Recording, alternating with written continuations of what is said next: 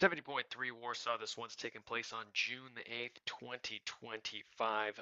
Just for a quick clarification, the swim is going to be a lake, flat bike, flat run. Average high air temperature is going to be around 73 degrees, low 50 degrees. Sorry, we're doing all of this in Fahrenheit. And average water temp is going to be around the 65-degree mark-ish. So just plan ahead. Make sure you're tracking weather and all that good stuff leading up to the race. Again, some of those metrics listed out over here. We have downloads. You can download the GPX files of the swim, bike, and run. You can also download the maps of the swim, bike, and run. Awesome, awesome stuff. Our swim course, this is what it looks like. If you download the map, it's going to look the exact same thing. Love to see it.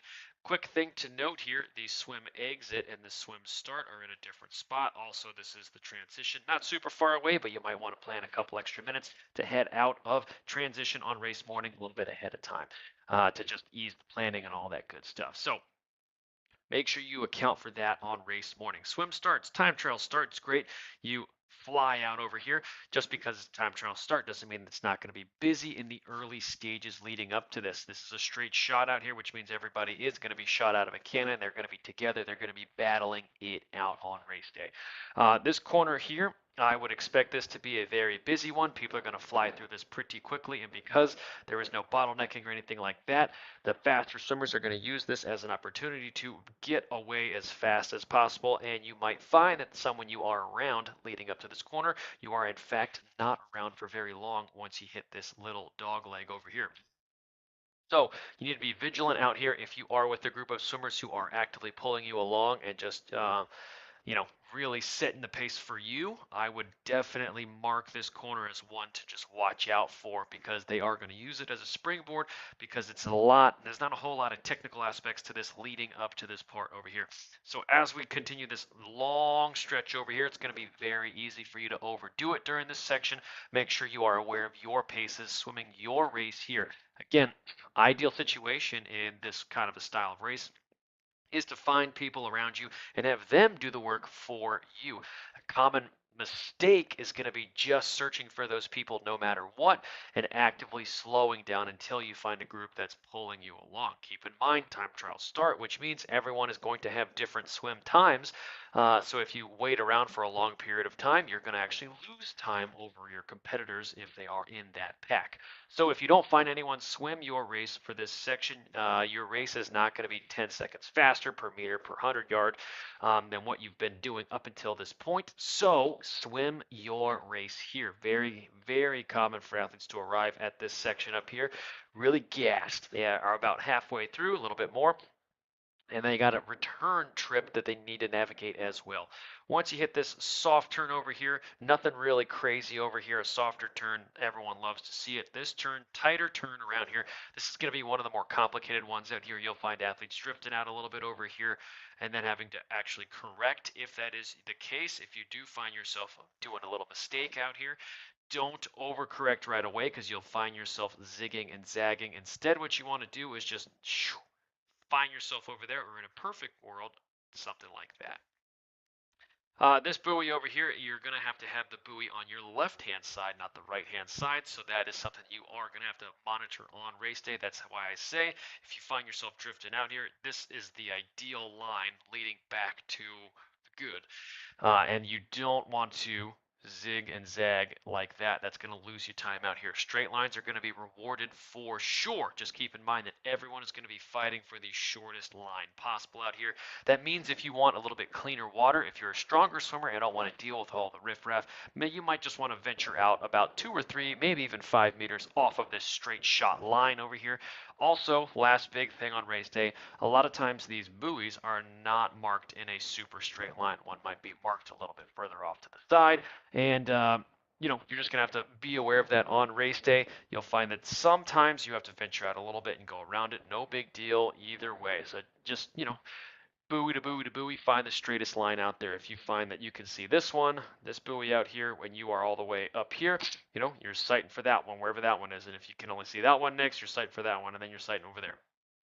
Don't overthink it. Pretty simple over here. Once you do hit this turn buoy that you do have to keep on the left side of your body, make sure you are actively kicking your feet a little bit more. Make sure you are turning it up a little bit just to get your legs ready to rock and roll. Another huge mistake out here is for athletes to cite over and over and over and over and over again, really excessively. It's a big trap out here. So do not fall into that trap. Be mindful of how often you are citing. If you have a couple of confident swimmers out there, you're gonna have to cite even less. So happy days there.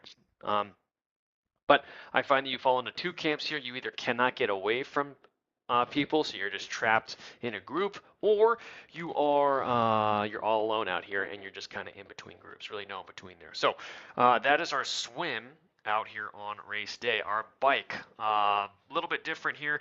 We do have one aid station there, another aid station there, and that is it that they have marked out here for race day. I do not see any other aid stations listed out here. If you do arrive at the race course early and you are checking in, make sure that that is one of the things you are double checking, because that's going to change a couple of things strategically for you if there is only two aid stations located out there. Two aid stations mean that both of them are, in my mind, really can't miss opportunities. You do have to find stuff at either one or at both ones, so you just cannot miss these aid stations. They are essential to race day success out here. This is our power plan over here. Before we do that, we're going to get rid of a couple of things here. And this is our bike here. We do have a couple of differences. We have about 946 feet of elevation gain. Their bike they have listed on the website here is a little bit less, but you know it's around kind of ballpark in the same thing. They have labeled a very flat race. If you go and kind of do some of the minute details over this course over here, you will see that it lists very similar things, just like that area over there. We go back over here. This is the area in question that I just went over, and it's a little bit different, but it's pretty close. It's pretty similar. Either way, less than 1,000 feet of elevation gain for your bike. You're not looking at a ton of stuff out there. What that means is that aero is going to play a massive impact on your race, and let's dive into why that is the case. Because the elevation listed right here isn't super aggressive. Let's talk about the weather. Wind in the early stages of the race is going to typically peak at around 7 miles an hour. As you get into the later stages, your wind is going to pick up and it's going to be around 8 miles per hour. I don't know what that is in kilometers per hour, just so bear with me here. But as we go over to our power plan, I'm going to roll over it really quickly. I want you to watch the cyclist down here because that's going to be a huge factor that we talk about first. As we roll out over here, we have an out and back section. You're going to be greeted with a headwind on the way out, which is going to have a lot of athletes really fly out of the first couple of miles. They had a bad swim, whatever, they want to make it up. The headwind out here is probably not the best place to do that, but you will find a lot of athletes really pushing the pace hard out here. You're going to find a lot of athletes grouped together or starting to form some of those packs towards the later portions of this out and back section. As you turn around, you will get greeted by a great tailwind. Another opportunity to increase the speed and another opportunity to decrease your ability to move away from other people, which will frustrate a lot of people. As you go and you turn over here, you are going to be greeted with that headwind. Typically, not always, but in this race scenario, this is what they got. A nice little headwind over here, and again, this is going to be an opportunity for you to kind of put some distance in between you and your pack. If you are in a pack, this is going to be a great opportunity for you to sit in and get some of those drafting benefits, legally, of course, that the group is providing you. So in my mind, if you are with a group over here and you feel like you have the legs, you can see another group that you can see is starting to drift away from the one that you're in, you might want to bridge the gap. This is a great opportunity for you to do so. When you turn up and you go north again, towards where the aid station is, you're going to head on the way back down. But as you go up, you're going to be greeted with a cross tailwind, and it's going to turn around on you as you go back again. Headwind, cross headwind, you're going to have a wind of all angles out here, and this is going to be another area where you can shoot away from a lot of people. You're going to continue this downward trajectory, and it's going to be more and more of a headwind as you progress here. So another great opportunity for you to bridge the gaps. What you will find at this turnaround, though, is of course, when you turn around, you are going to have a tailwind. This is going to be one of the faster sections of the bike. And if we take our elevation away and we just look at speed, this is the area that we are talking about right here. It is one of the highest rates of speed for the longest amount of time. But going back over here, once we do turn around here and we start to head back, we do have a tailwind that is pushing us all the way back to where that transition area is. And again, a lot of athletes are going to fall into just an arrow position here. They're going to get locked in, and they are going to forget about the outside world over here. Beyond your fueling, beyond your pacing, if you find that you are going at a certain speed, you say, wow, I'm really going at a good clip, and you're really getting that tailwind assist. A huge trap is for athletes to continue to push that. Let's just go a little faster. Let's just go a little faster. And it's a downward spiral here, and you just find that you're pushing and pushing, and before you know it, you will arrive all the way at the end of this section, really huffing and puffing, really working, and your legs are going to be gassed here. That's bad news for you because as we turn around and we go and turn around the wind here, and the bike has a headwind coming down this section here. It's going to slowly start to turn into a crosswind here, and that will actually help you increase your speed slightly here as you head towards the main part of the run, transition 2. We're going to zig and we're zagging. We're going over. The wind is going to be going around you all over the place. Those tailwind sections are not going to last super long, and you are going to immediately turn into those crosswinds, those tail crosswinds again. As we make our left-hand turn to go towards the transition area here, again, we have a tailwind. Let's scroll down a little bit so you can see that a little bit better. Continuing this whole stretch of the way, it's pretty much a dead headwind. And when you turn around, you are going to have a tailwind. When you do turn around, that's about mile 51-ish, a little bit, 51 and change, which means you still got a chunk of time to work here. What a lot of athletes do, they turn around and they really want to crush that tailwind section.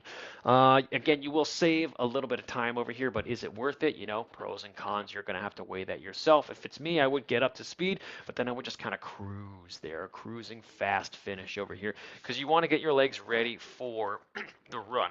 And with that, before we dive into the run, please note that at a lot of these sections, you are going to be going into a headwind. Arrow is going to be very, very key here.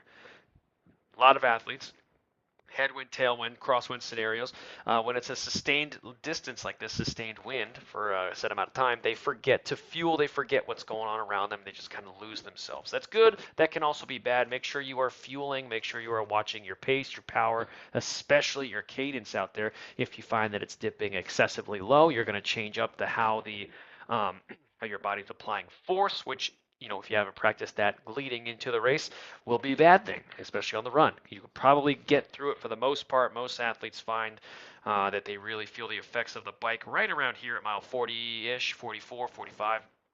It's typically where it starts to come for them. Arrow is a huge priority, but don't lock yourself in that arrow position. If you do, you're going to have a lot of trouble later on. This is very akin to a really, really flat course like 70.3 Eagle Man we just did the other day.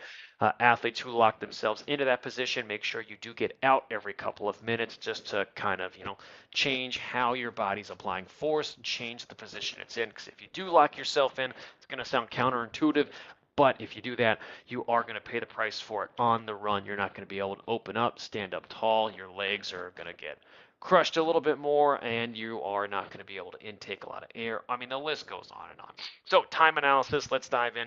Time analysis here, if you wanted to decrease your drag a little bit, you're saving 31 seconds over the day. Power increase, slight increase here, we are increasing from 184 to 186, so only a 2-watt gain. You're saving 40 seconds on this course. Wait, if you did lose about a pound, pound and a half, you are saving 9 seconds. In that rolling resistance, you are dropping down slightly. You're saving 6 seconds over the course of this race. So for me, if I was planning it out and I know my rolling resistance is kind of where I want it to be already and I don't really want to push the limits, I would be focusing on decreasing drag as always, right? But power, I would really try to increase it a little bit. And my weight, if I can, I would drop it down a little bit, but I don't want to be actively forcing that issue. If it happens, it happens. Of course, that'd be great, right? But if it's coming at a detriment to training and recovering and all of that, probably not the best idea here. So maybe keep that the same. We're already netting ourselves about 2 minutes faster over the course of the day. So that's a really, really big time saving for a lot of athletes out here. And Arrow can play a huge benefit to that. Huge, huge benefit. Also, the wind, the elements, make sure you are navigating those. This is a course that the main challenges of the day are the elements and also other people out here.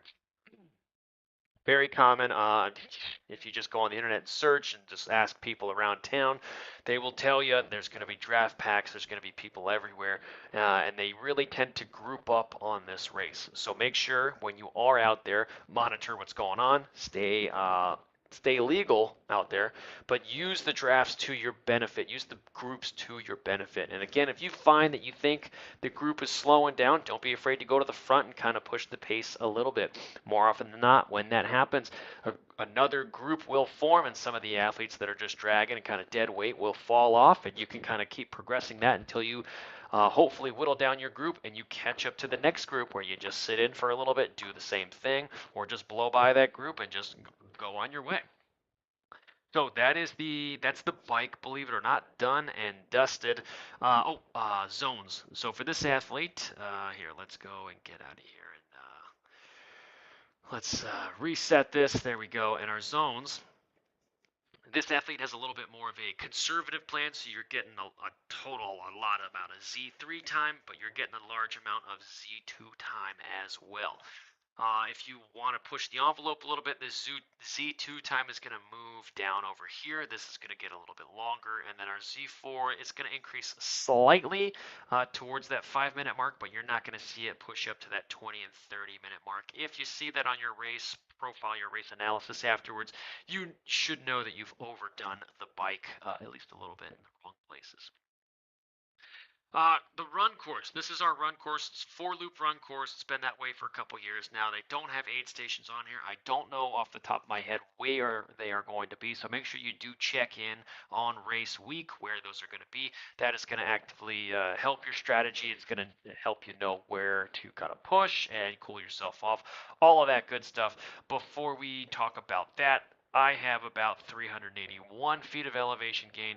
If we go back to our courses over here, the run over here, they have 46 meters of elevation, so a little bit less than what I have. Also, the course that I have marked over here, I don't know if it's 100% accurate. Again, it's only 12.9 miles. Turnaround might be in a different spot down there, maybe a little further down, slightly. Again, it is 4 laps, so just a small push forward of that turnaround is going to increase the distance rapidly. We've also double checked this, about 375 feet of elevation gain. We've elevation corrected it, so that is, I'm not going to say super accurate, but it's better than nothing out here. What you're going to expect out there from the start when you go all the way out, this course is broken down into 2 main areas here. The first part, let me get this out of the way here. All right, so the first part, we are steadily climbing out, and then on the way back, we are steadily climbing back. That's the race breakdown for the run. Elements, if it is really hot out there, there's not going to be a whole lot of shade out there. There is going to be a lot of spectators, especially during this stretch of road down here. It's where you're around the restaurants, all that fun stuff. There's just going to be people out and about. Spectators, you do have the ability to see your athlete in a host of different places because it's not super long, right? I mean, the turnaround is about, if I got my cursor back, it's about 1.5 miles out of town. So realistically, right, if you are a spectator, you could see them in transition, or you could opt to see them a little bit further down the road, and you could just start walking down here, and when your athlete does turn around, right, you'll meet them at a new location, all right? Maybe you hang out at a restaurant, do whatever, but their athlete's going to go back. They're going to see you again. You can do the turnaround again, and again, they have to do this course 4 times, out and back, out and back, out and back, out and back one more time, where they do pass the transition area and proceed on this way to the race finish that way. You're only going to do that at the very, very end, so not really a whole lot of point at waiting over here for your athlete because you're not going to see them except for the very end. So that's at least what I would do spectator-wise. Elevation, pace-wise, all of that. The area, I would kind of focus on here. This section where you are going at an uphill is going to be run slightly different than the area, the downhill section on this race course, on all of the loops. So on the uphill stretches, right through here, You can run pretty normally. I mean, it's about a percent grade, maybe a little bit less, maybe a little bit more in some places, but it's just going to be a little annoying out there, right? With that, your glutes, your calves, or excuse me, your glutes and your quads are going to be the primary sources of things out here. Maybe if you're really motoring, your calves are going to be feeling it a little bit more. When you turn around, right? If you are not worried about form, that's going to catch up to you a little bit. Again, it's just going to be enough to tip the scales downward where it's going to be annoying and you have to watch out a little bit more. If you just totally ignore that, keep in mind we are going to do this 4 times. So on those downhill stretches, that's going to be the areas where cramps, where you start to open up to those cramping issues. You're going to have some of those side stitches. And again, this isn't always the case, but this is going to be typically the case, or what is possible to be the case out there. Those side stitches from overstriding are going to come into play out there. So make sure, I would actually be worried more about the return stretch home than on the way out. Okay, that is, in my mind, one of the more dangerous parts of the course from a pacing perspective, fueling, all that fun stuff, right? And that's going to be where some of the issues do crop up because on these uphill stretches, again, it's not super crazy uphill. It's not like you're running up at St. George's and you're flying up a mountain. It's not that. Okay, fueling everything that you did on the bike is going to play a major part on what you're able to do on the run. I know this is kind of labeled a PR course out there, but um, don't be afraid to not chase that PR. And what I mean by that is you've really overdone the bike. Don't just chase the PR and just that has to be the thing out there. If you've overdone the bike, your run is going to be compromised a little bit. You're going to have to thread that needle a little bit tighter. Um, be very aware of what you have or have not taken in on the bike, how hard you went on the bike. I mean, it's super easy now. You can see how much time you've spent in some of those upper zones. I would be rolling through that. I would also be monitoring your temperature, how hot you are feeling out there on race day, and cooling yourself off a little bit. Keep in mind, if you are compromised a little bit out there, your run time is also going to be there. But that doesn't mean that your race is totally done out there. Loads of different stories of athletes really struggling during this last couple of sections out here, but feeling okay towards the last bit up to that finish line because it is a downhill and it feels really great. A lot of athletes motor there.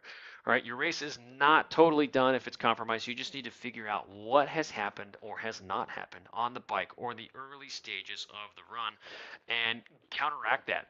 If you know you are low in electrolytes, get some electrolytes in. If you know you haven't drank a ton, get some stuff in your system. Or if you're low on calories, if you are just super hungry, make sure you're eating.